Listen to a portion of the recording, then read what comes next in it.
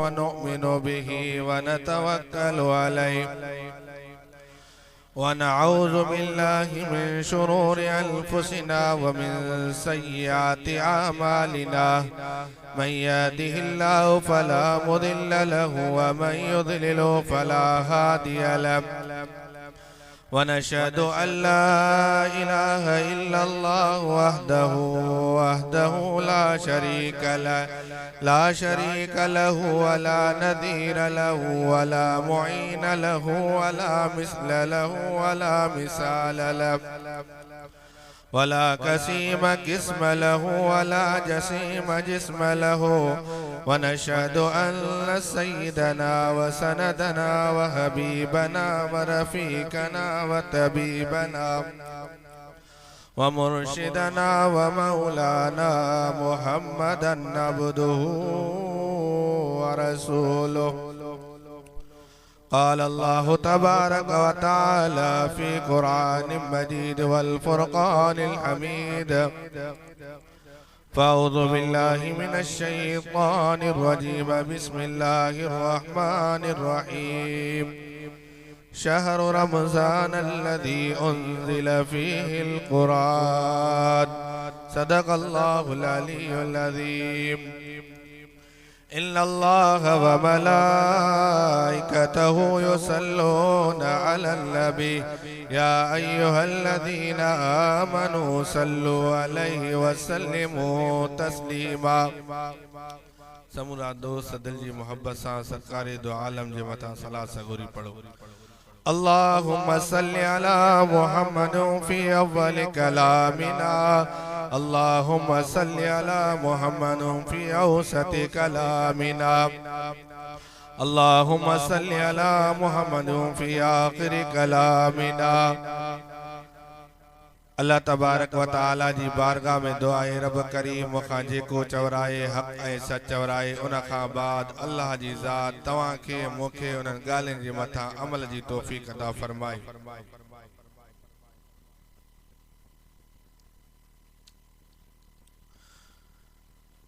मुझा अज़ीज़ो इंतहाई मुबारक जी ॻाल्हि आहे जंहिं उस्ताद महिनत करे बचड़नि खे क़ुरान पढ़ायो.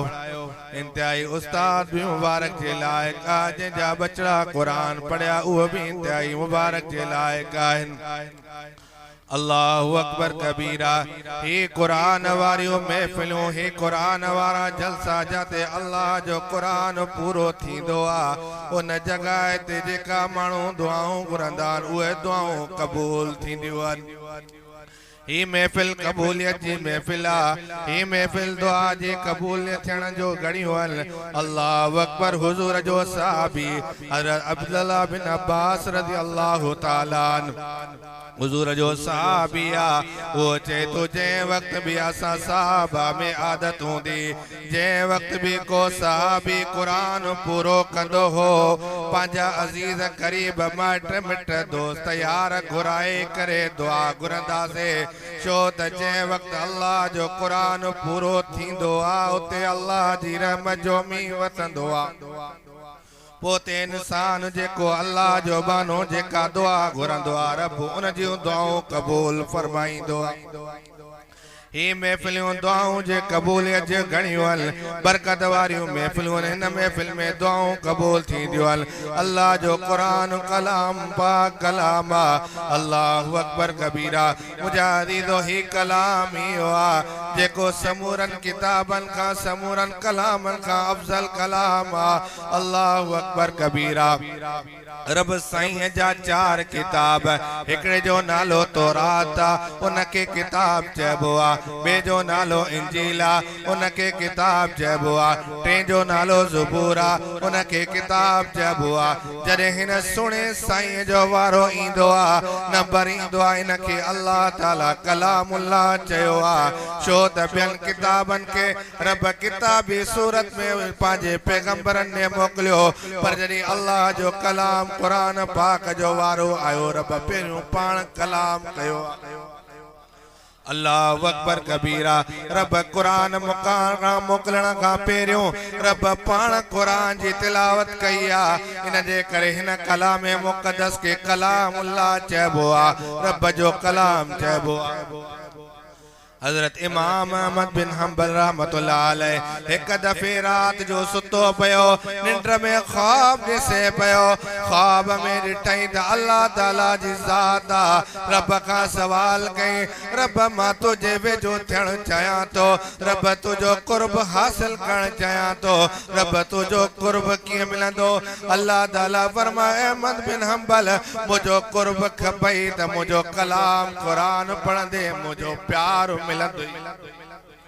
अल्लाह जे कुरान पढ़ण जे करे रब जो प्यार मिलंदो आहे। जेको माण्हू अल्लाह जो कुरान कुरान पाक पढ़ंदो, रब जो कलाम पढ़ंदो, रब जो कुर्ब मिलंदो।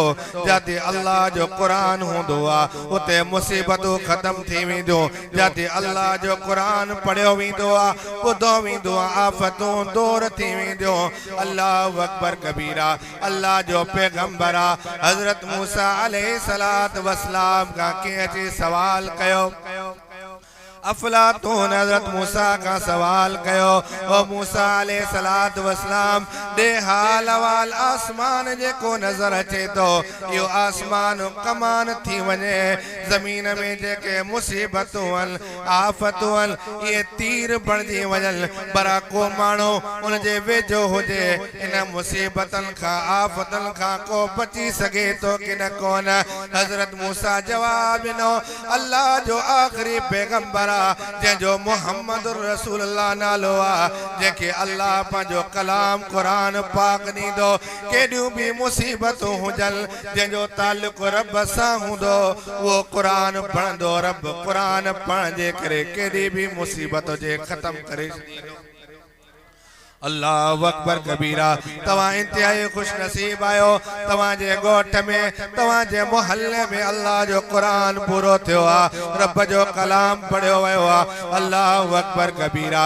तफ़सीर बेज़ावीअ वारे लिखियो आहे, बनी इसराइल जो वाक़ियो आहे। बनी इसराइल जे अंदर हिकिड़ो शख्स हुयो, अल्लाह ताला पूरी क़ौम खां पूरे इलाके वारनि खां रब पाक नाराज़ थियो। नाराज़ थियण जे करे रब पाक उन्हनि फरिश्तनि खे जो फरिश्तो मां रब हिननि खां नाराज़ आया, इन ॻोठ खे तबाह करे चो, इन ॻोठ खे अज़ाब ॾेई छॾियो। अल्लाहु अकबर कबीरा। बनी इसराइल जे क़ौम में हिकिड़े शख्स अल्लाह जे क़ुरान मां सूरे फातिहा तिलावत कई। अल्लाह फरिश्तनि खे हुकुम फरमायो, ओ फरिश्तो न हिन ॻोठ जे मथां मां पहिरियों नाराज, पर हिन ॻोठ वारनि मुझे कलाम सूरे फातिहा जी तिलावत कई आहे। मां रब सूरे फातिहा जे करे 40 साल अज़ाब ख़त्म तो करे छॾिया। जाते खाली सूरे फातिहा अलहम्दु शरीफ पढ़ी थी वञे, 40 साल उन ॻोठ उन इलाके न क़ौम जे मथां अज़ाब ख़त्म तो थी वञे। जाते अल्लाह जो ही कुरान पढ़ियो वेंदो, पूरो 83 पारा 114 सूरतूं पढ़ी वेंदियूं, ते अज़ाब कीअं ईंदो, मुसीबतूं कीअं ईंदियूं। अल्लाहु अकबर कबीरा। मुझा अज़ीज़ो ज़रा तवज्जो कजो, जाते अल्लाह जो कलाम कुरान पाक पढ़े वेंदो उते मुसीबत भी न ईंदी, आफ़त भी न ईंदी। अल्लाह जो कुरान हर बीमारीअ जी शफ़ा अथव, हर मुसीबत जो हल अथव। जेकॾहिं मुसीबत मां आज़ाद थियण चाहियो था हिन दिलबर कुरान ॾे अचो, जेकॾहिं बीमारियुनि मां छुटकारो चाहियो था हिन दिलबर कुरान ॾे अचो। भले जेकॾहिं हिन कुरान खे मुसलमान पढ़ंदो उनखे भी फ़ाइदो मिलंदो, पर जेकॾहिं काफ़िर पढ़ंदो, बेदीन पढ़ंदो उनखे भी फ़ाइदो मिलंदो। हिकिड़ी गैर मुस्लिम औरत उनजे मुड़स खे कैंसर जी बीमारी थी वई, कैंसर जी बीमारी थी वई।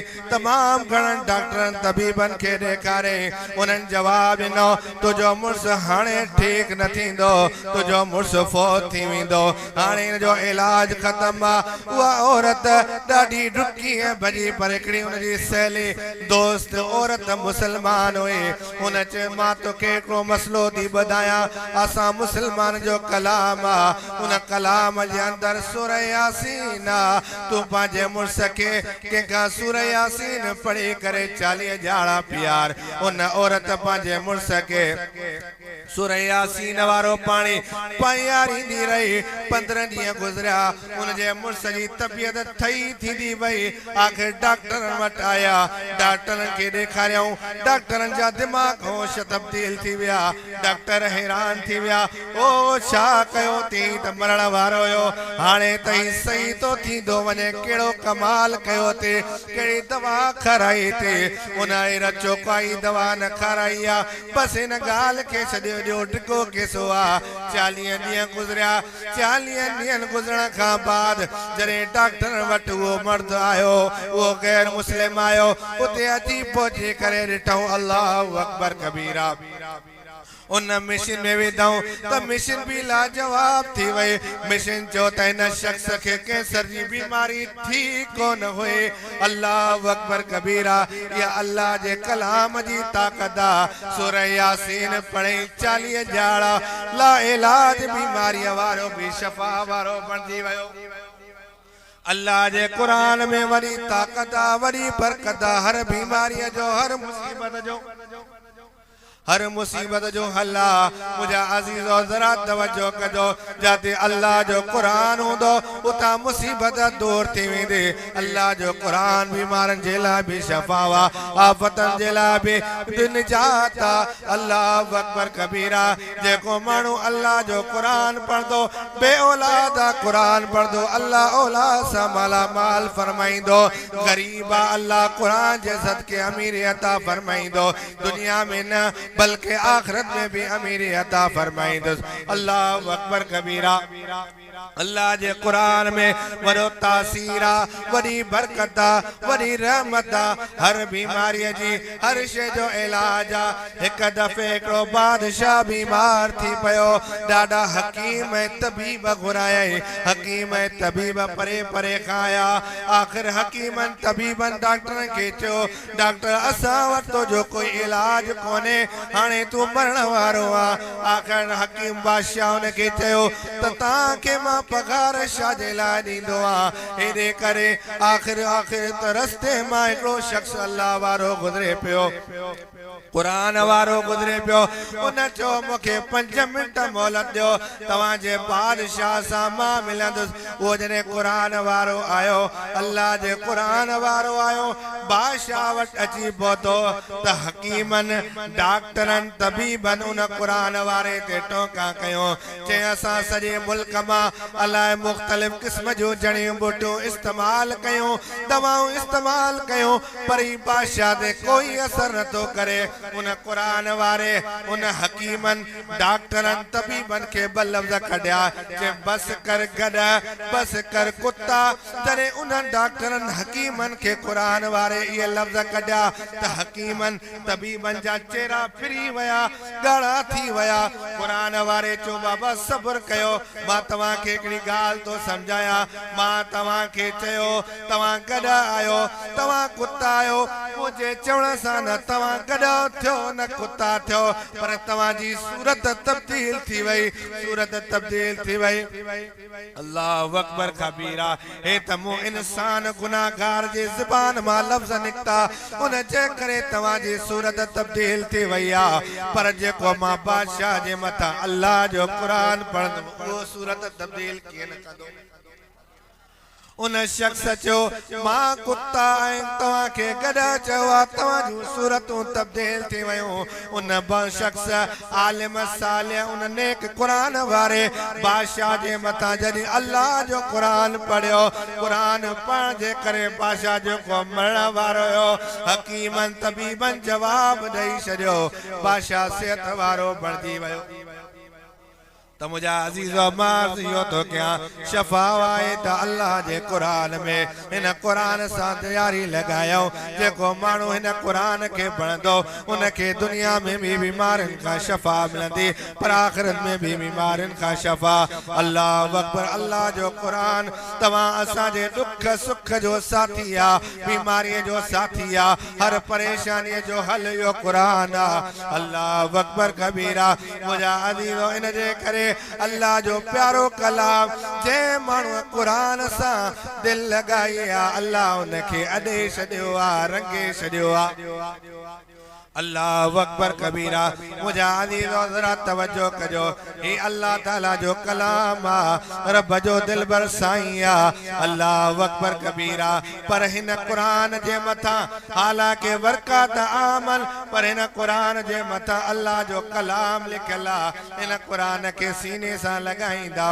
अखिन सा भी लगाईंदा अल्लाह अकबर कबीरा मुजादी तो मारदियो तो क्या अल्लाह जो कुरान जाते हुंदो उते रहमत जो मी वसंदो अल्लाह जो कुर्ब मिलंदो हर मुसीबत जो हर बीमारी जो हल कुरान में तव कब्र में कम अचे त कुरान अचे अल्लाह अकबर कबीरा एकड़ो अल्लाह वारो रस्ते मां गुजरे पियो कब्रिस्तान जे दरवाजे ते आयो कब्रिस्तान जे दरवाजे ते आयो ॾिठई त कब्रन वारा माण्हू निकरी कब्रिस्तान जे दरवाजे ते वेठान उन्हनि खे ॾिसी हैरान थी वियो चई तव्हां कब्रनि मां ॿाहिरि निकरी कब्रिस्तान जे दरवाजे ते छो वेठा उन्हनि जो असां माइटनि मिटनि जा अज़ीज़न क़रीबनि लाइ परेशान आहियूं का नेकी में किलिन का दुरूद ख़त्मा मोकिलिन त असांखे क़ब्र में रात ते उहो साॻियो अल्लाह वारो थोरो अॻिते हलियो ॾिठई त हिकिड़ो शख़्स क़ब्र में कुर्सीअ ते सोफ़े ते टेक लॻाए वेठो उन खां पुछई यार अॼु सभु माण्हू क़ब्रनि वारा परेशान आहिनि अॼु तूं हिते मज़े सां वेठो रात सां वेठो कहिड़ी ॻाल्हि उन शख़्स कुर्सीअ ते टेक लगाने वारे जवाब ॾिनो ॿी काई ॻाल्हि नाहे मुंहिंजो बच्चो दुनिया में कुरान पढ़ंदो दुनिया में रब सुकून क़ब्र में ॾींदो अल्लाह अकबर कबीरा जे करे बच्चन के कुरान पढ़ाईंदासीं त असां मरी त वेंदासीं पर क़ब्र में राहत मिलंदी इंतहाई खुशनसीब है मानू आयल जे मानू पांजे बच्चन के कुरान पढ़ाईंदा मुख्तसर गाल के कंदो आला मुझा अज़ीज़ो जरा तवज्जो कजो अल्लाह जो कुरान दवा सा के कब्र में भी कम अचे क़यामत में भी कम अचे अल्लाह अकबर कबीरा खाली बिस्मिल्लाह पढ़ण जे करे एकड़े शख्स पांजी घरवारी के नसीहत कई